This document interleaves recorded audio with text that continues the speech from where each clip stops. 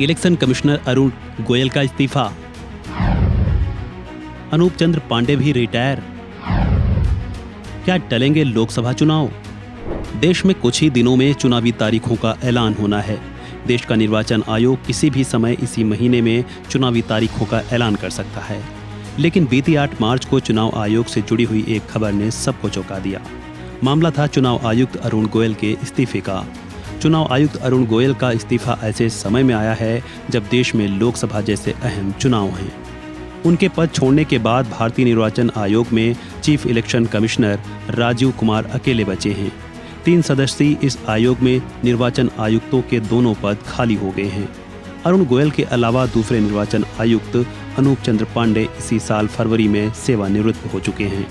तब से उनकी जगह पर किसी की भी नियुक्ति नहीं हुई है। इस बीच अब यह बड़ा सवाल हो गया है कि क्या मुख्य निर्वाचन आयुक्त राजीव कुमार अकेले ही आगामी लोकसभा चुनाव को संपन्न कराएंगे? क्या लोकसभा चुनाव को कुछ समय के लिए टाल दिया जाएगा क्या?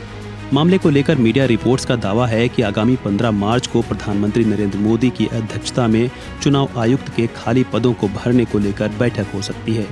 खबर है कि खाली हुए चुनाव आयुक्तों के पदों को भरने के लिए प्रधानमंत्री की अध्यक्षता वाले पैनल की 15 मार्च को शाम करीब 6 बजे मीटिंग होगी। यानी कि इससे साफ है कि लोकसभा चुनाव की तारीखों का ऐलान 15 मार्च से पहले तो नहीं होने वाला है।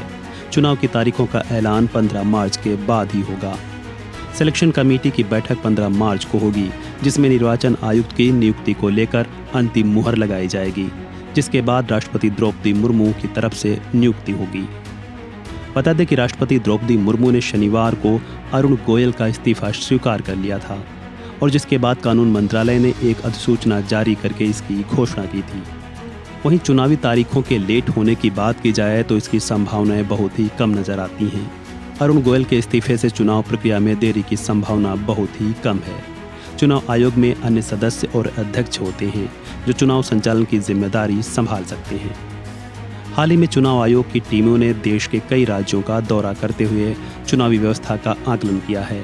13 मार्च तक चुनाव आयोग की टीमें राज्यों में चुनावी व्यवस्था का आकलन कर लेंगी। 2 चुनाव आयुक्तों की नियुक्ति के बाद ही अब चुनाव आयोग तारीखों की घोषणा कर सकता है। कहा जा रहा है कि इस बार भी 2019 लोकसभा चुनाव के जैसे ही 7 चरणों में ही चुनाव हो सकते हैं। अप्रैल के दूसरे सप्ताह में पहले दौर का मतदान भी हो सकता है। बहरहाल देखना होगा क्या कुछ सामने आता है। फिलहाल इस वीडियो में इतना ही। खबरों से जुड़े अन्य अपडेट्स के लिए बने रहें वन इंडिया हिंदी के साथ।